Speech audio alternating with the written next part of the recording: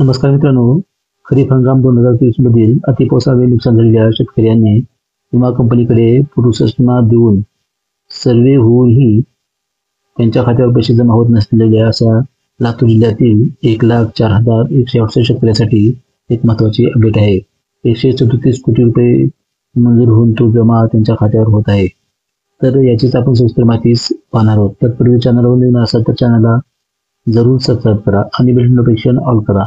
तर आपण तालुका वाईज माहिती पाहणार आहोत. तर यामध्ये सर्वप्रथम आहे बघा अहमदपूर 5,86,00,000 रुपये. यानंतर आहे औसा 29,57,00,000 रुपये.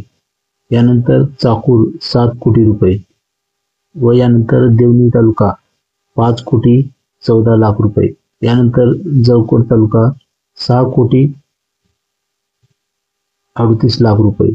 यानंतर लातूर 22,38,00,000 रुपये. यानंतर आहे निलंगा 25,89,00,000 रुपये. यानंतर रेणापूर 25,07,00,000 रुपये. सुरवानपाळ 5,19,00,000 रुपये. त्यानंतर उदगीर तालुका 5,25,00,000 रुपये. हा एकूण 137 कोटी रुपये मंजूर होऊन शेतकऱ्यांच्या खात्यात जमा होत आहे.